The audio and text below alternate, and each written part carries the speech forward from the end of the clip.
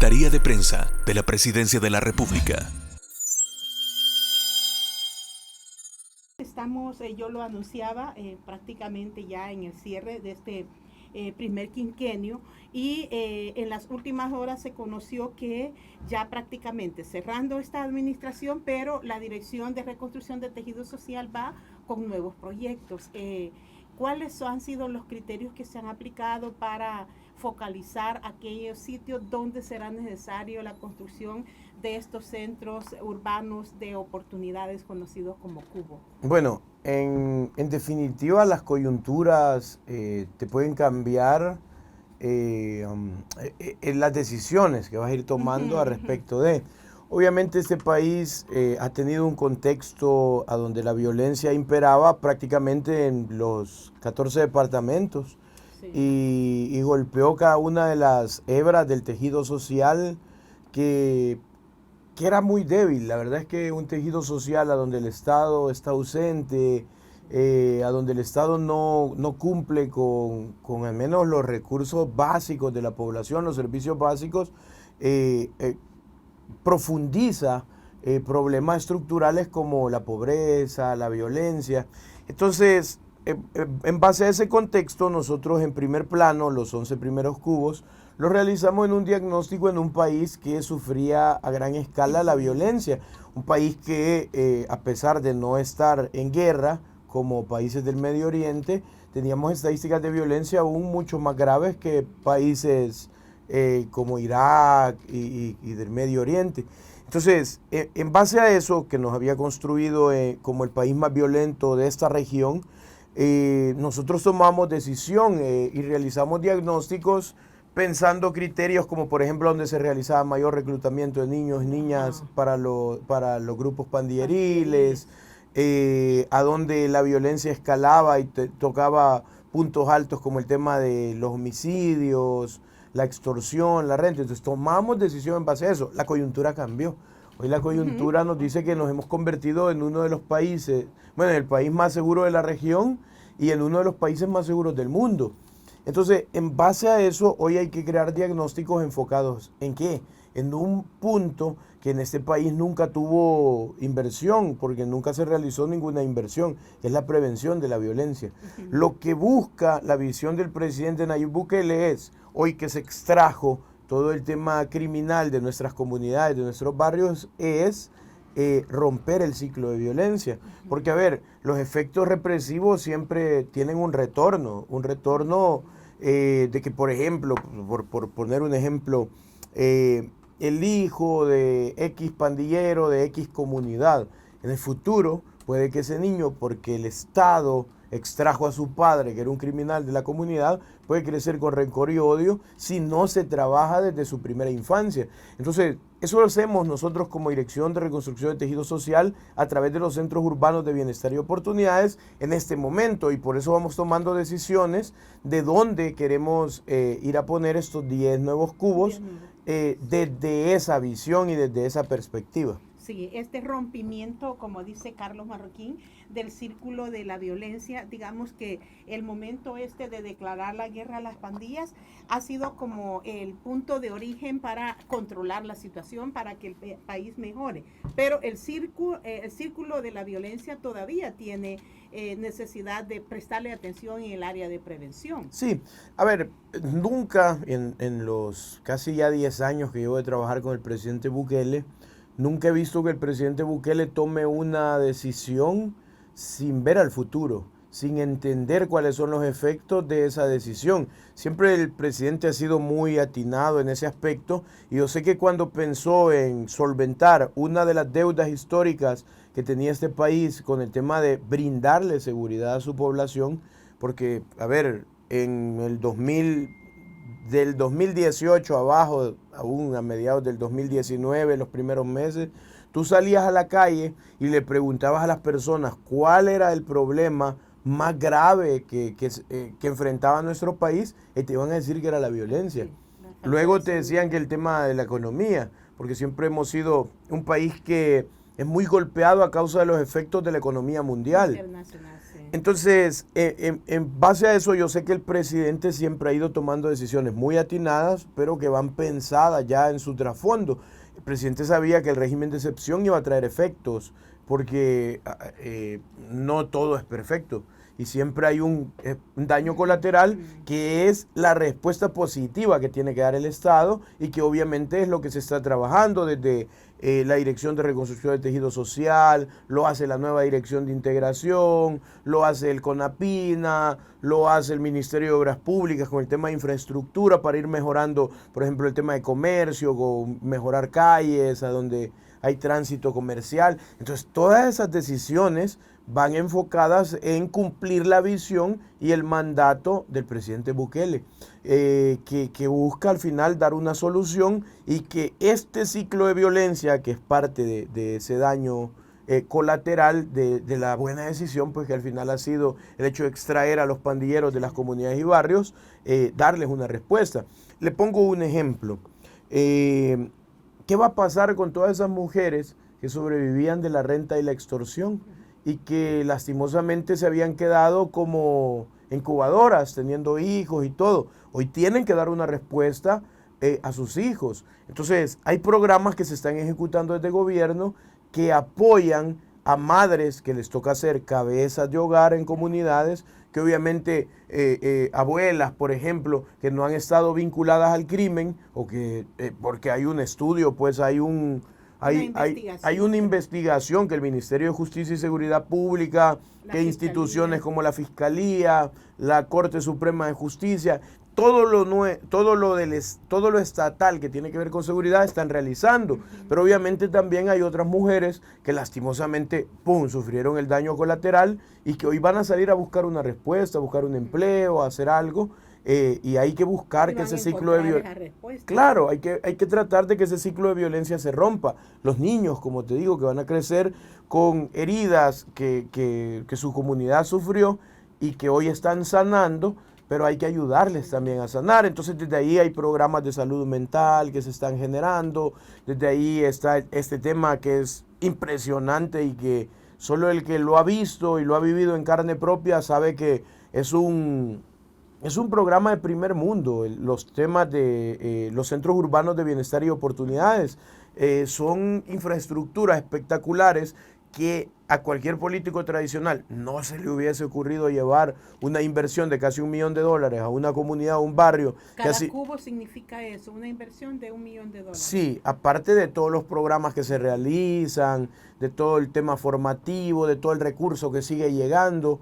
Y yo sé que a nadie se le hubiese ocurrido, mucho menos en zonas altamente vulnerables, mucho menos en zonas donde la pobreza ha generado que el tejido social se rompa, mucho menos en zonas a donde era casi que impenetrable y te decían, no vayas a ese lugar. Los políticos tradicionales no se les hubiese ocurrido. Se le ocurrió al presidente Bukele porque obviamente él siempre piensa y mantiene el discurso de que lo público debe de ser mejor o igual que lo privado. Entonces, la visión de la Dirección de Reconstrucción del Tejido Social es esa, es fortalecer lo que ya el presidente Bukele nos ha pedido que hagamos e ir impulsándolo, ir construyendo alrededor de. Y hoy que hace esta descripción, director, ahí, por ejemplo, recuerdo la inauguración del primer cubo que hizo en San Juan Opico, en el cantón Sitio del Niño. Sitio del Niño, una zona que estaba marcada por hechos de delincuencia muy fuerte. Después en Santa Ana, en una comunidad en Manuel. Sí, la comunidad de Manuel que se formó por desplazamiento forzado. Lastimosamente muchas familias que los gobiernos anteriores veían en riesgo de quebradas, que perdían sus casas, iban y les decían, mira, te puedes quedar aquí, pero no te vamos a construir, pero aquí hay unas tierras.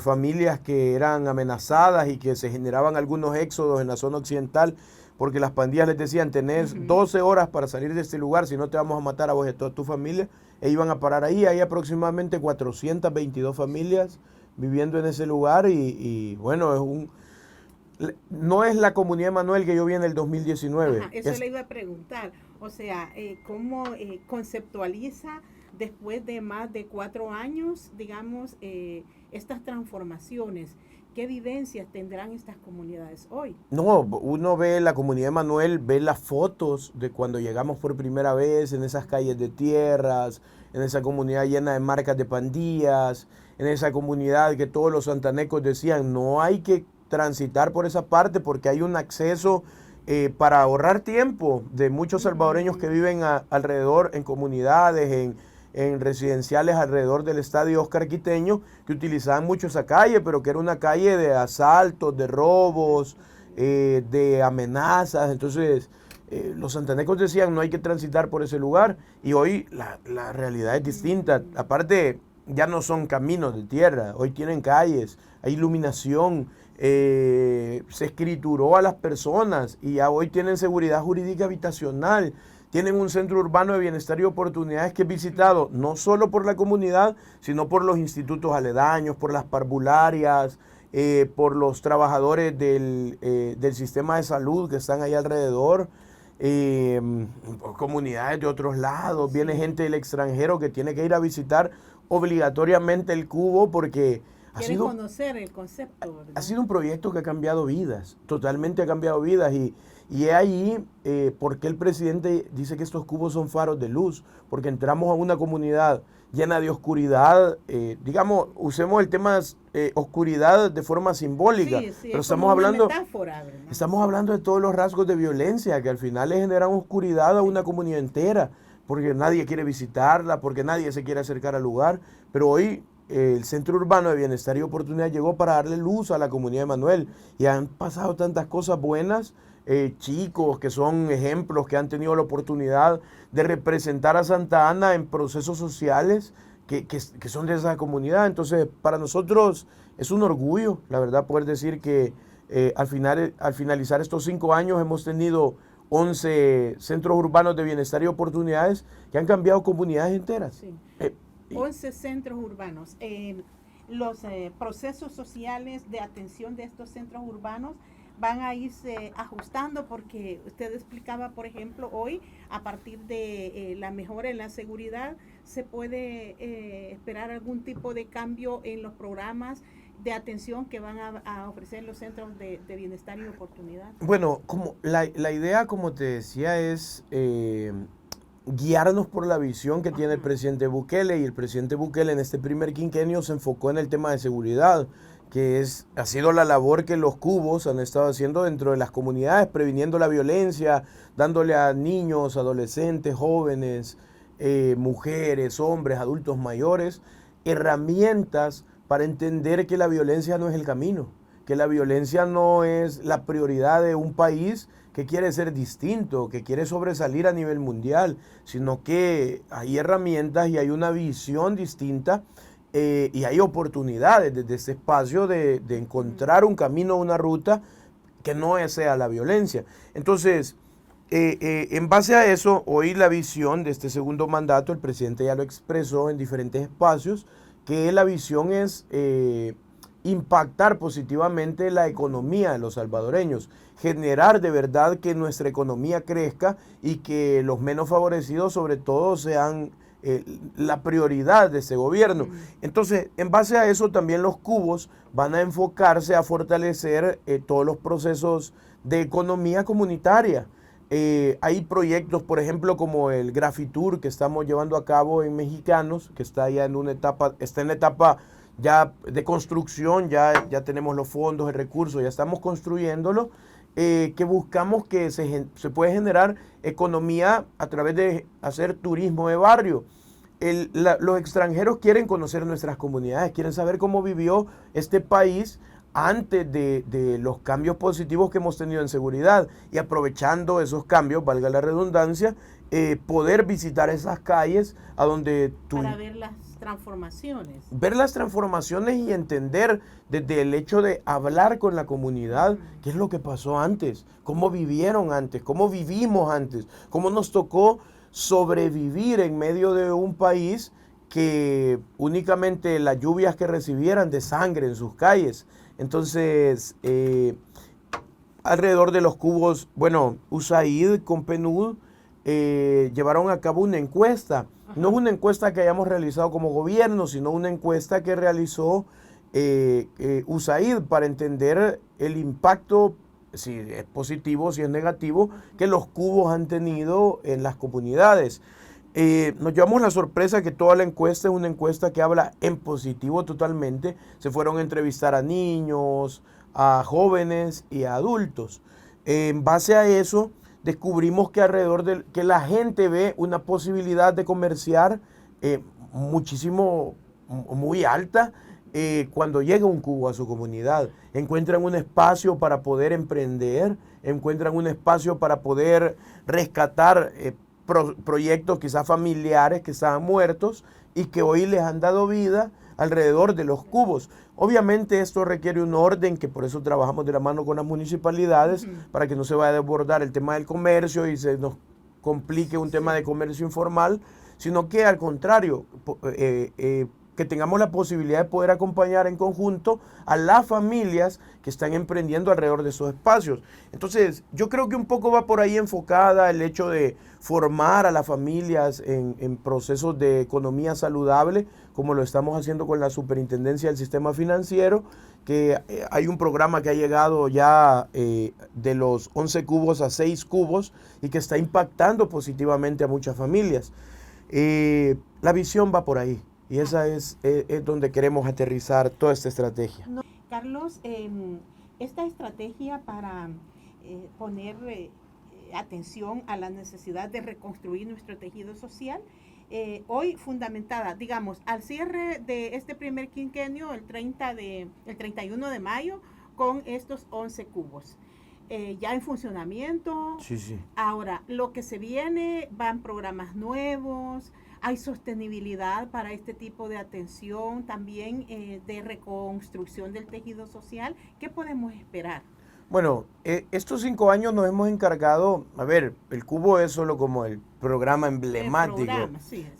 Pero realmente lo que Tejido Social hace es coaccionar a las comunidades, sobre todo nuestro target, pues nuestro objetivo, que es la juventud. Los jóvenes, hay adolescentes también. Sí, Ajá. venimos de un país a donde los adolescentes y los jóvenes han sido víctimas y también victimarios de la violencia, entonces hay que atender a ese sector poblacional, sobre todo porque hay una generación de jóvenes que lastimosamente la hemos perdido.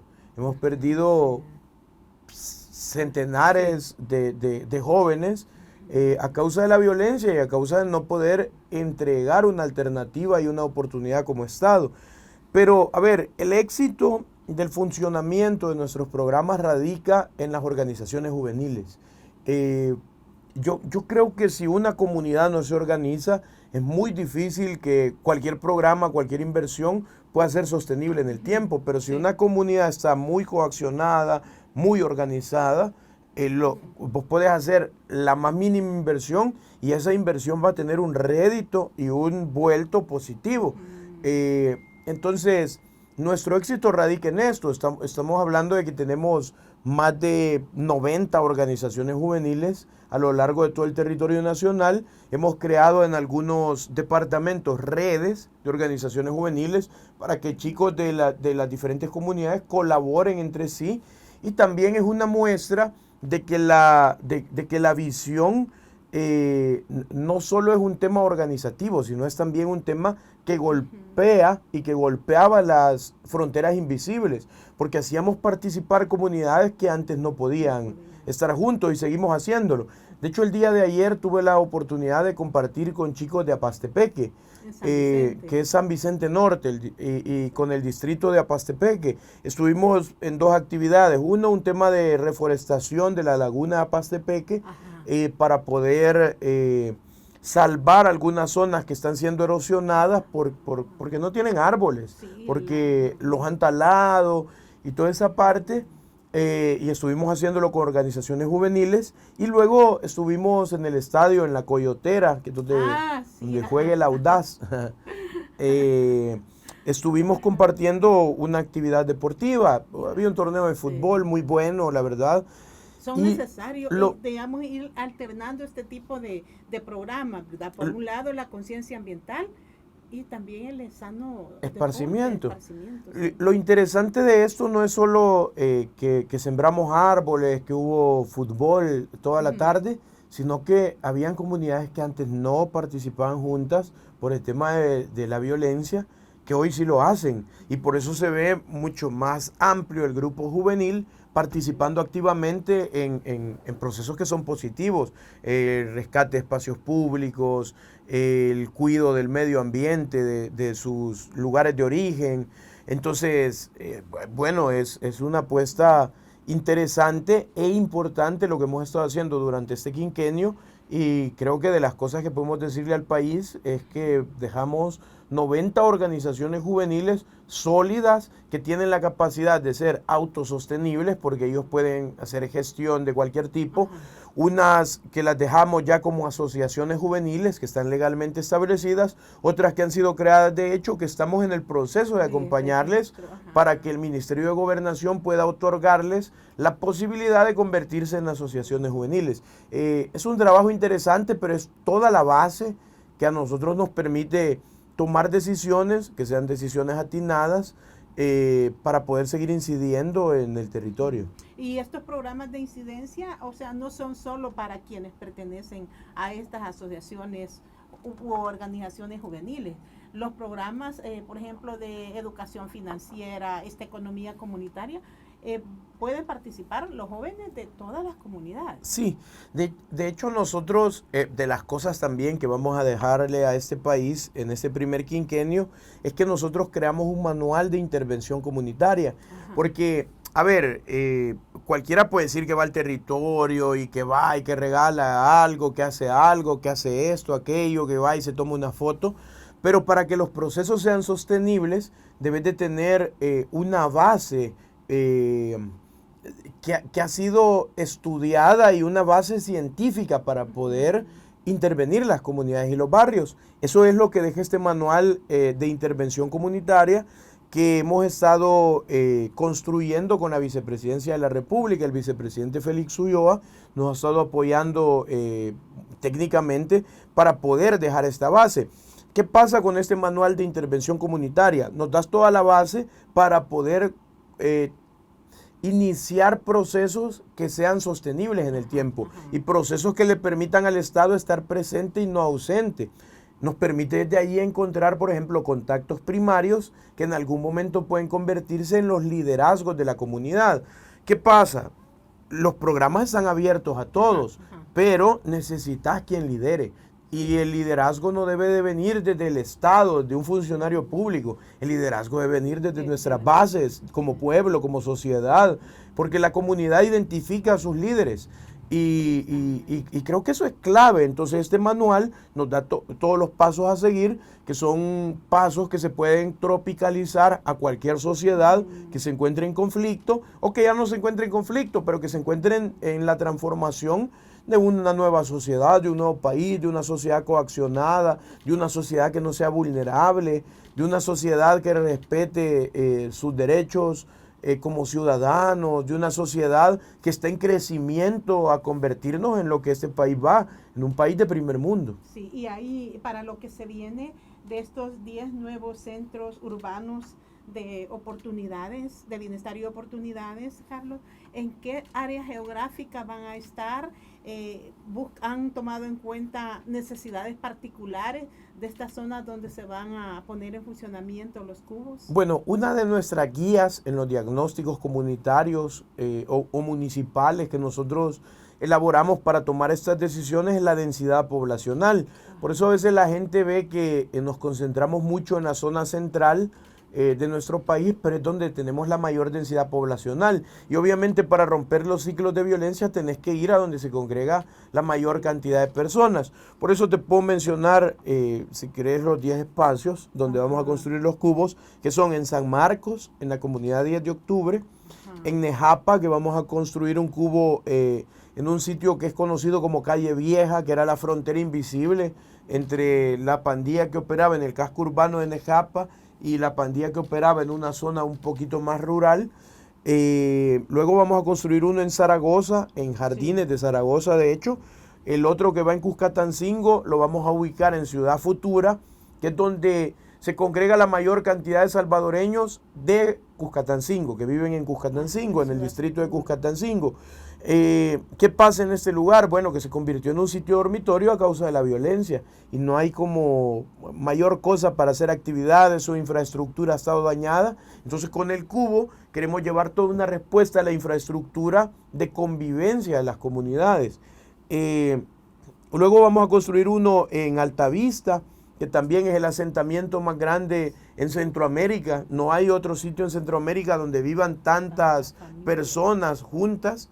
Y Altavista, bueno, contempla 3 distritos. Estamos hablando de San Martín, Tonacatepeque y Lopango.